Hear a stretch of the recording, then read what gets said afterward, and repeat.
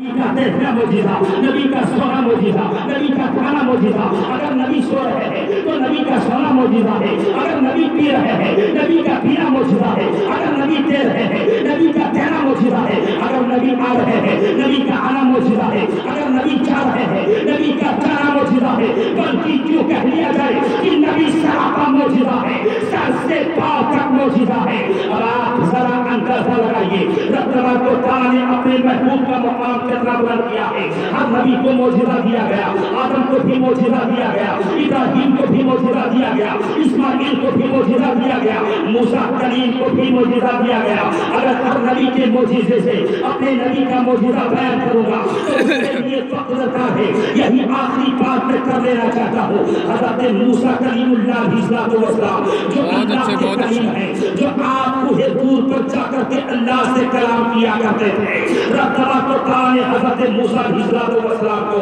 تو موجودہ دیا تھا۔ ایک موجودہ یہ ہے کہ اگر آپ اپنے لاٹھی کو کسی پتھر پر مارتے تو 12 چشمہ خون نکلتا اور ہر کوئی اپنا پنگھڑ پہچان لیتا۔ اب آپ ذرا اندازہ لگائیں، ہمارے اور آپ کے ہاتھ میں بھی لاٹھی ہو، ہمارے اور آپ کے ہاتھ میں بھی سوٹا ہو، لیکن اگر زمین پر مارے تو پانی نہیں نکلے گا تو پتھر سے کہاں نکل سکتا ہے؟ ہمیں اور آپ کو پانی نکالنا ہوا تو مشینوں کے ذریعہ پانی نکالیں گے، ہینڈ پائپ کے ذریعہ پانی نکالیں گے اور موٹروں کے ذریعہ پانی نکالیں گے۔ لیکن اگر اللہ والا چاہے، اگر اللہ کا نبی چاہے تو پہاڑ سے بھی پانی نکال دے، پتھر سے بھی پانی نکال دے۔ حضرت موسیٰ علیہ السلام کو رب نے معجزہ دیا۔ ایک معجزہ یہ کہ آپ اپنے ہاتھ کو بغل میں دباتے اور باہر نکال کے چمکنے لگتا، جسے ید بیضا کہا جاتا ہے۔ ید کے معنی ہاتھ ہوتا ہے، بیضا یہ ابیض سے بنا ہے جس کے معنی سفید ہوتا ہے، یعنی ہاتھ چمکنے لگتا۔ لیکن یہیں پر ایک بات میں آپ کو بتا دینا چاہتا ہوں، حضرت موسیٰ علیہ السلام کا ہاتھ چمکتا لیکن اس چمک سے کسی کو فائدہ نہیں ملتا۔ آج ہمارے محترم سابق علی صاحب نے اور ان کے برادر سبیر صاحب اور ان کے والد گرامی اور ان سبھی لوگوں نے مل کر کے یہ لائٹ لگایا ہے۔ یہ لائٹ روشن ہے، اگر یہ روشن ہو جائے اور خود روشن ہو لیکن اس کی روشنی ارد گرد میں نہ پھیلے تو اس کے روشن ہونے سے کیا فائدہ؟ حضرت موسیٰ کلیم کا ہاتھ چمکتا لیکن اس چمک سے کسی کو فائدہ نہیں ملتا، اس روشنی سے کسی کو فائدہ نہیں ملتا۔ لیکن آپ قربان جاؤ اپنے پیارے نبی پر، جس نبی کا ہم اور آپ کلمہ پڑھتے ہیں، حضرت موسیٰ علیہ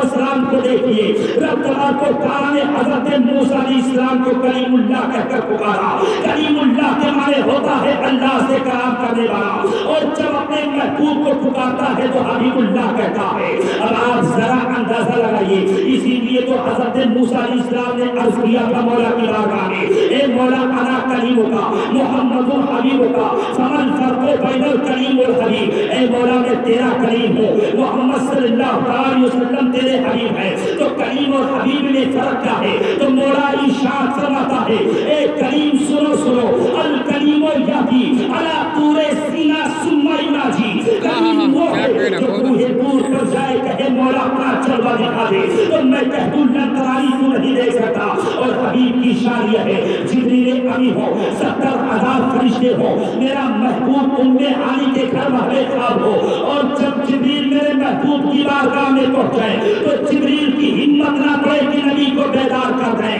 اب آپ اندازہ لگاؤ، نبی کی تو بات ہی الگ کر دو، کوئی نبی کی طرح نہیں، لیکن جبریل بھی نبی کا احترام کر رہے ہیں، جبریل بھی نبی کی اصل سمجھ رہے ہیں۔ جب نبی واقع خواب ہے، جبریل کی ہمت نہیں پڑ رہی ہے کہ نبی کو بیدار کر دے۔ عرب کا ہیس زیر آسماں از عرش نفس کر نفسوں کا دامی آئے چلے تو بایزی دیگا۔ اب آپ اندازہ لگائیے، جبریل امی نبی کو بیدار نہ کریں، لیکن جب نبی بیدار ہو، جب رب کا محبوب بیدار ہو تو جبریل عرض کریں ان اللہ اشتاق الی لقائک یا رسول اللہ، اے اللہ کے پیارے رسول، اللہ تبارک و تعالیٰ آپ کی ملاقات کا مشتاق ہے۔ اب آپ اندازہ لگائیے، یہ معراج کا واقعہ ہے۔ میں معراج کا واقعہ بیان کرنے کے لیے میں نے یہ بات نہیں چڑھی ہے، لیکن بات آ گئی تو میں نے ضمن بیان کر دیا۔ اب آپ اندازہ لگائیے، رب تبارک و تعالیٰ نے اپنے محبوب کو اپنے پاس بلا کر کے معراج کروا رہا ہے۔ ہر نبی کو معراج ہو رہی ہے، لیکن کسی نبی کو رب نے اپنے پاس نہیں بلایا۔ ہر نبیوں کو معراج الگ الگ طریقے سے ہوئی، لیکن جب رب نے اپنے محبوب کو معراج کرانا چاہا تو رب نے نے یہ نہیں فرمایا کہ اے میرے محبوب کوہ طور پر چلے جاؤ، یہ نہیں فرمایا کہ صفا مروہ کی وادی پر چلے جاؤ، یہ نہیں فرمایا کہ بیت المقدس میں چلے جاؤ، بلکہ رب نے یوں فرمایا کہ میرے محبوب میرے پاس آ جاؤ، اس لیے کہ وحی اور رحموں میں پردہ نہیں ہوتا ہے۔ اب آپ ذرا اندازہ لگائیے، وہی حضرت موسیٰ علیہ السلام ہے، رب تعالیٰ نے دو معجزہ دیا، ایک یہ معجزہ آپ لاٹھی کو مارتے پانی کا چشمہ نکلتا، ایک معجزہ یہ کہ آپ اپنے ہاتھ کو دباتے اور باہر نکالتے چمکنے لگتا، لیکن قربان جاؤ یہ تو حضرت موسیٰ علیہ السلام کا معجزہ ہے جس کو ہم مانتے ہیں، جس کو سارے ہم تسلیم کرتے ہیں، ہم اس معجزے کو مانتے ہیں، لیکن یہی پر اپنے نبی کا اعجاز ثابت کر دینا چاہتا ہوں کہ اے لوگوں سنو نبی کا معجزہ تو یہ ہے، آپ لوگوں نے مقام حدیبیہ کا نام سنا ہوگا، مقام حدیبیہ میں تمام صحابہ پیاس کی شدت سے تڑپ رہے ہیں، یہاں تک کہ کسی کے پاس پانی نہیں رہ گیا، یہاں تک کہ نبی کی بارگاہ میں صحابی حاضر ہوئے، عرض کیا یا رسول اللہ صلی اللہ علیہ وسلم ہم لوگ پیاس کی شدت سے تڑپ رہے ہیں، ہم لوگوں کے پاس پانی نہیں ہے، پانی ختم ہو چکا ہے، یا رسول اللہ صلی اللہ علیہ وسلم آپ تو امام الانبیاء ہیں، اے میرے آقا آپ تو اور فرمائے تاکہ پانی کا انتظام ہو جائے۔ جب نبی نے اتنا سنا تو نبی پاک صلی اللہ علیہ وسلم ارشاد فرماتے ہیں اے میرے صحابیوں سنو وہ پہاڑی نظر آ رہی ہے، صحابیوں نے کہا یا رسول اللہ صلی اللہ علیہ وسلم وہ پہاڑی نظر آ رہی ہے، نبی ارشاد فرماتے ہیں اے میرے صحابی اس پہاڑی کے پیچھے ایک سیاہ فام غلام ہے جو ایک سواری پر سوار ہے اور اپنے کندھے پر پانی کا مشکیزہ لیے جا رہا ہے، جاؤ اس سے کہہ دو کہ تمہیں محمد عربی صلی اللہ علیہ وسلم نے بلایا ہے۔ اب ذرا اندازہ لگائیے